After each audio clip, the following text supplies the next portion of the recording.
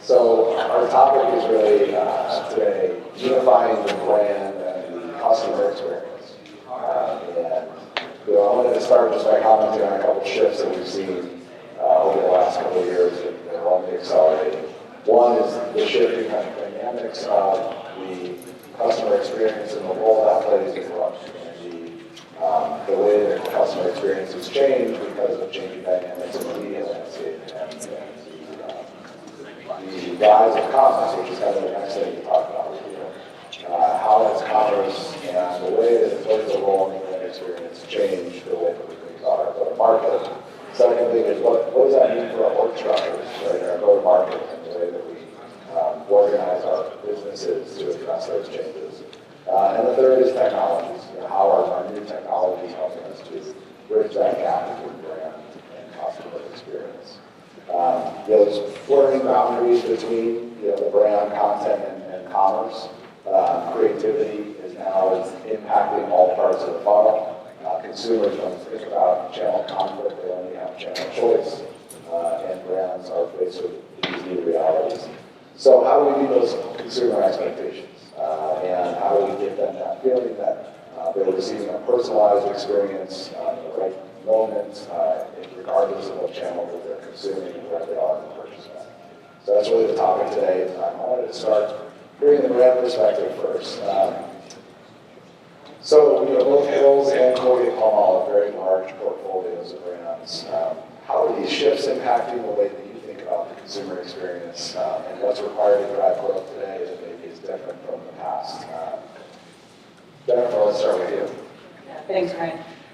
So Hill's Pet Nutrition has a wide variety of premium nutrition for dogs and cats, both on the therapeutic side for pets with a wide variety of health conditions, and then of course the ones for the science diet. And in the past, we, particularly for the therapeutic brands, we focus on vets and vet education. And you would go to your vet would recommend this food because your pet has a certain health condition, and you take it home, and that's what you would do. Now, we like to think of the vet and the vet healthcare team as much more broad. So you have the animal care technicians, you have your groomers, you have Dr. Google, you have the pet parents, you have your social media, right? And so the vet is very much at the center of that piece, but there are so many other touch points now that we have to consider and make sure that each one of those touch points in our vet healthcare system are educated. And each of that education looks different for each of those touch points, right? So, how do you ensure that the level of education and the level of information is appropriate for each of those touch points? That's been the big shift for our business. Great. Diana, what's the perspective from Colgate-Palmolive? We're really close. Yeah. Yeah. I think I could just choose your way. No, I'm okay with it. It's good. You shower. It smells good. It smells like a little Irish spring. See what I did there? See what I did there about that? It's funny. We get into these. Actually, don't make this. You literally use your mic. We get to these conferences. We get the walls of our buildings, and I think sometimes we forget that we're human people who actually buy things. We're not just marketers. And I think oftentimes as marketers, we cling so closely to these playbooks that we have. Whether it's Byron Sharp or this book or that book, and they tell us all these formulas of what we're supposed to do. But if you put all that BS aside, I didn't do myself today. You put all that BS aside, you actually think about humans and how they actually move through the world.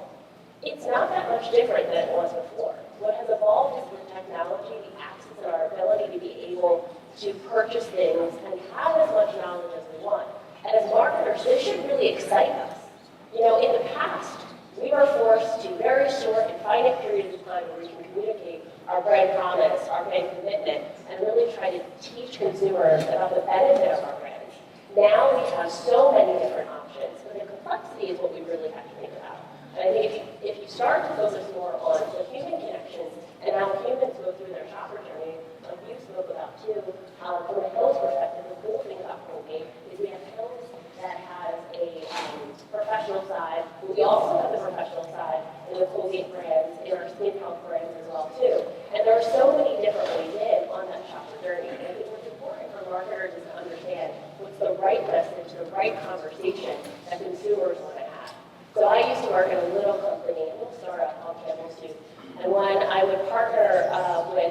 a lot of folks and creatives, when I really knew when it came to digital commerce, I really just needed that microwave shot. What does that mean? I needed the soup in a can in front of the microwave for 2 minutes, so it easily communicates to somebody that you can put this in the microwave, and in 2 minutes you can get back to your Zoom call and have a delicious soup ready for your lunch. That is not sexy, it's not romantic, and it's not telling a brand story or a film, as some folks might like to call the ads that we pulled together today. But it's right for that moment in time and that connection point. When you get to other moments in time, you're going to want to live in and ease into your brand a little bit more, romance it, really help the consumer understand. And once brands and marketers understand what the consumer actually is looking for, then we become the best friend, the consumer becomes the main character, and we bring the right energy, and we're able to drive demand for our brands. Wonderful. That's very insightful. And I think, one of the things that you're talking a lot about is understanding what the brand experience should be. And a lot of time and effort is put into thinking about that. And then you go into the world of media and content, and you lose some control of that, right? And then the consumer experience happens. And sometimes it's perfectly in line with what you intended for the brand experience, and sometimes there can be a gap there. So I'd be curious to get, Brian, your perspective from the agency on how you solve that, with bridging that gap between creative and media. How are you doing that today, and how has that changed over the last couple of years? To the point of we have more in our palette than ever before. I think we have more ways to identify where do we tell powerful stories, right? And I think the human point is so important. We have processes, we have customer journeys, we have these maps and ways that we're trying to identify. Which of these moments actually matter, and how do we really make a connection in a human way? What's amazing right now is, I think, as marketers, especially for those of us that are here embracing technology, we have more at our fingertips.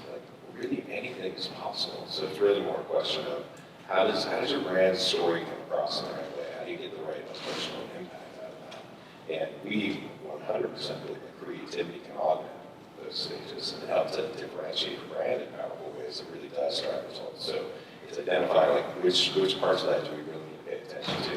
How do we bring creativity to the table in a way that will drive that mind share and drive impact? Very good, very good.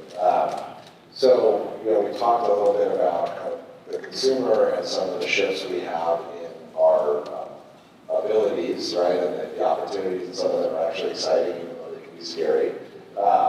But it's clear that, we're in this era where there are times when we're not, as organizations, set up to adapt to where the consumer is, right? And I've heard that throughout this week, meeting with brands and agencies about, well, I would love to do this, but there's these silos, and this team has this data, and this team has this information, and how do I get them all aligned? How do I get them thinking? Because again, the consumer and the way we act as consumers is not constrained by any of those things. So I'd be curious to hear a little bit about that. How do we, in an omni-channel world, how to drive a consistent consumer experience, even if there might be organizational challenges to that. So Diane, I'd love to hear from you first. What do you think our teams need to do to break down silos between creative and media, brand and commerce, and anything else that might exist? Yeah, I think first let's start and think about what's the end goal. So my favorite example, not just because my nails are pink, we talk about the Barbie experience. Whether you are into Barbies, played with Barbie, or you didn't, you got caught up in the Barbie phenomenon, whether you admit it or not. And what Barbie did really well in their execution is they thought through and made sure that in every touch point, in every moment, you got to experience their brand in some way, shape, or form. Whether you were high income or low income, you could really be a part of this cultural experience. That's euphoria, that's the end game, that's what we're all going for. If we all start with that, then the ego, the bullshit, and all the other stuff, I didn't do that, all the other stuff that's behind that, you can get around. So start with, what is your North Star? What are you trying to accomplish? Great. In order to then do that, what does the team dynamic need to look like to enable that kind of behavior? On our team, we want our competitors, our consumers, to think about us as, oh wow, they thought of everything. And they thought of everything through that experience. So that's our end goal. We also have to understand where we are in the journey. We're a 217-year-old company. We have just a young team of 17-year-old small company. And for us, it's really important that we think about not only how we develop our team so that we can move with speed, but also understanding the weight that comes with being a legacy brand. You cannot operate like a startup brand, like Vicky said, more money, more problems. You have to think about things slightly differently. And knowing where you are and having that self-awareness is a starting point. For us, I'm lucky. I'm living a little bit of a marketing experience where we kind of drove up what traditional marketing was thought of. And on the team that I have the privilege of being a part of, we're really focused on that human and obsessed with that human consumer at the center of it and all of those important touch points. So for us, that means things like revenue growth management, data and advanced analytics, insights, marketing, digital commerce, our Amazon team, all have to be in one team and removed from silos where there could be either limitations placed on them or it doesn't allow for our subject matter experts at any level, because oftentimes the geeks and seats hands on keys that are relatively junior have a voice and a seat at the table. So for us, that structure allows us to move with validity, but also allows us to put the consumer at the center of everything.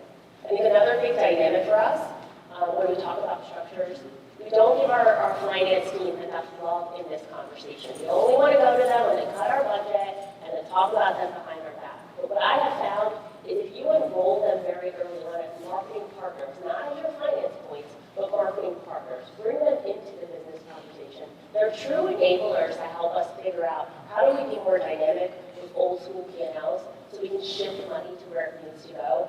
How do we act with agility so even though we're a 217-year-old company, we're able to execute and deliver things with speed. A great example of that is our partnership with Amazon, where we were able to come up with an opportunity that was delivered to our agency partners on the media side, quickly turn around creative in 6 weeks. Like when you're the 217-year-old company, like 6 weeks is a big deal. And get that out and be a part of culture with speed. And get the whole organization focused on that deliverable, getting excited about it, and not people worrying about who owns the creative versus who owns this and who owns that. I think if you can really harness your team and focus them on the North Star, structure, be aware of where you are in the journey, and then be okay with where you are today is not going to be where you are in a year and 2 years, and be willing to change. That's how you really unlock the power of your team. I love that. I think, setting that big vision and then making sure that there is a mission that supports that, that's, not department, function, or organizational silo specific, really aligning people. And I think it's harder in a world where we're more remote, we're not in the office as much, to really build those bridges and reach out to that person on finance, build the relationship and the common goals that are required to achieve that North Star. So I love that you guys are doing that. Brian, I'd love to hear from the agency perspective, are there any shifts that you're seeing in the type of talent that you need to bring in, or ways of working on your side? Yeah, from a talent standpoint, I think, as the importance of customer experience has grown, the role of strategy, the role of planning, I think, has evolved quite a bit, to really understand all the different nuances. We talk about things like how sales and marketing are working together. So we need to identify what's the most important problem to solve, how do we have thinkers that can diagnose where and how that lives.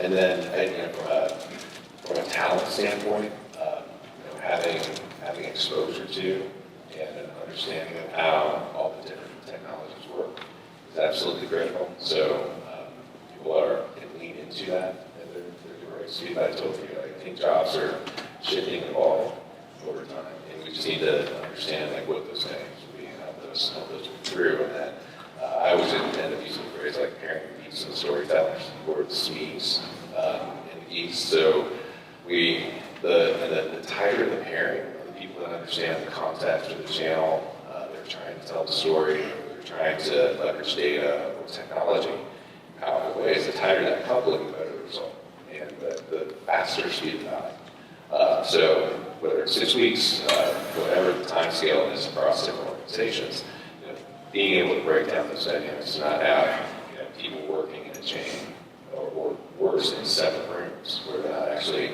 working on the same outcome together.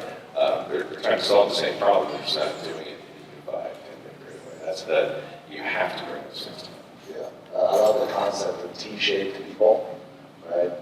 expertise, but real curiosity across so many different areas that make them driven to actually seek out the other people in the organization to work together. Curiosity is 100%, at least on my team specifically, and I think across the board, our organization, you have to be curious about where customer behavior is going, you have to be curious about the business, brands, markets, so the curious thinkers, curious mindset, so you end up with this kind of teacher.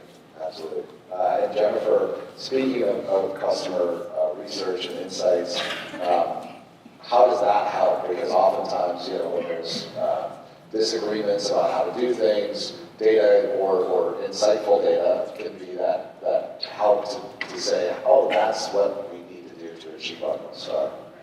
Yeah, it's interesting. So I'm the science geek on the panel, right? So I lead the innovation from the science side, and Hills has been science-based.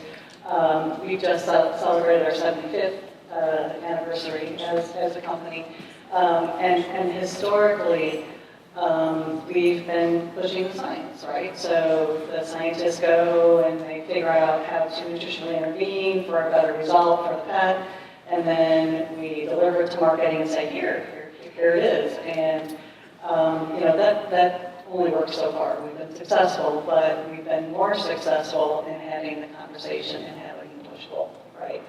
And so, the science geek in me says, hey, we've got this great nutritional product that works for the microbiome, and it's great digestive health, and it's that. And you talk to a marketer, and they're like, yeah, that's not gonna hack it. But what a pet parent does really care about is the fact that if you feed this particular product, if you have a pet that has loose stool or diarrhea for 2 weeks, it will stop within 24 hours, right?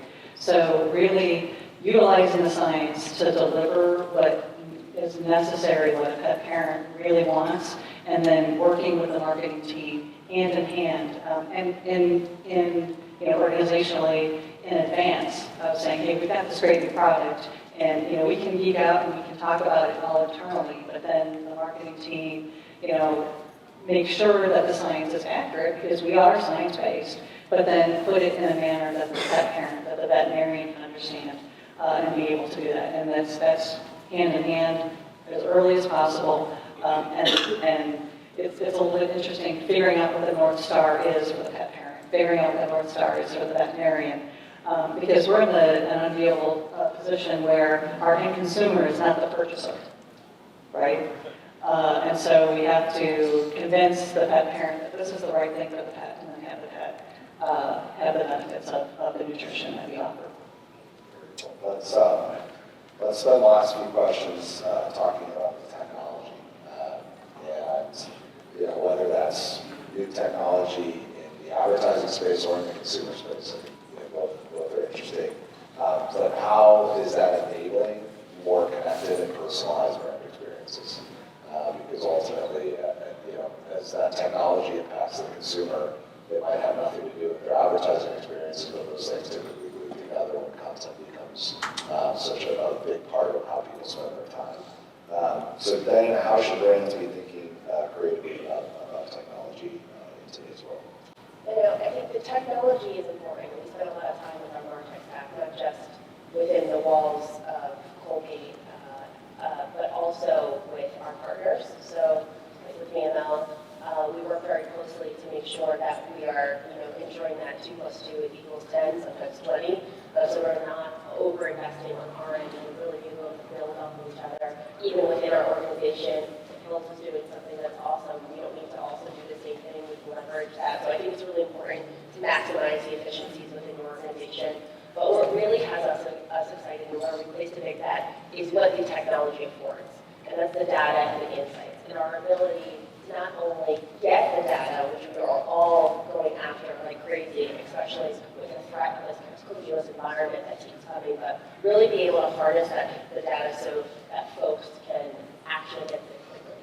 And I think that's where the technology really comes into play. So we've all, gone down the road where we've gotten our data lakes set up that would leverage technology within our various agency partners, but are we really being able to get to those insights that let us go after, the uniqueness of that consumer experience.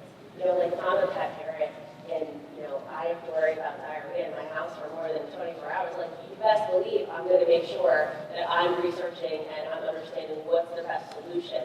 So pulling the two together, what's the reality of what we know the human experience is like, and then how does technology enable that experience and not just having tech for tech's sake. I think what's really cool about what we're seeing with technology and its ability is allowing us to do personalization in a way that consumers are actually looking for, especially as we think about the intersectionality of consumers. We used to go after very generic, there's a Hispanic consumer, a Black consumer, but now there's all of these intersection points, and being able to really pinpoint the intersection point and also similarities between other groups allows you to not only speak to somebody and make it feel like one-to-one, even though it's not, but it also allows you to duplicate that with scale. And I think that's what the exciting part is. And what's important for teams is to make sure that technology, the insights in those teams don't sit over there. They have to be very closely integrated with the business, and briefing them for the needs of the business is just as critical and important as we spend time in briefing our agency partners as well. Yeah, I love that. I think it's definitely, it needs to be, a triangle, right? And not just a linear path between information and goal setting. And I heard a few keywords there: speed, scale, insights. Brian, what are you seeing in your world in terms of technology that's exciting, either from an advertising or a consumer perspective?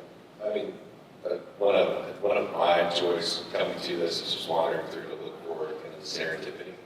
The technology that you didn't really expect to see, that just sparks an idea of what might be used in a new way. And in some cases it could engage an audience in more powerful ways or help us tell stories in different capacities.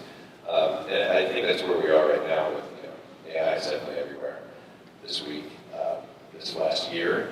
But we're still in the early stage of figuring out how to do things that create that emotional or that human connection that we were talking about before. If you look backwards to the last big sort of tech plateau that we hit, the first stages of the apps that we had on our iPhones were like Flashlight, iBeer, you remember that, where your beer screen? I still use iBeer occasionally. But I have to go to people have to do that. But, so we're kind of in that moment, like the early stages of every new tech, we're kind of functionally feeling our way through to figure out what do we do with this? Where do we make the impact? And I think we've aimed it a lot at efficiencies, but there are powerful opportunities to think about, where do we drive joy?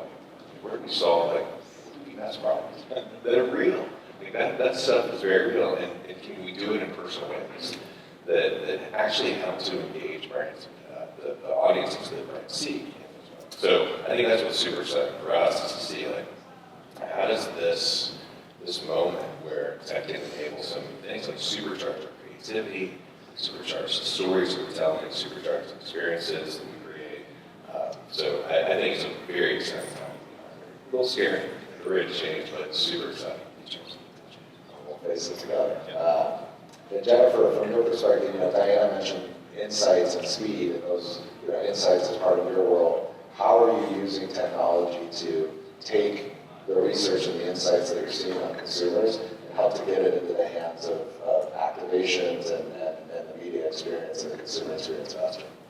Well, first of all, seeing is believing, right? And so, Diane, you mentioned personalization and the like, and utilizing technologies such as pet wearables can really personalize that experience and really direct that experience. And so, for example, Hills purchased a wearables company that the wearable can tell all kinds of different behaviors, like scratching, head shaking, sleep quality, all those things.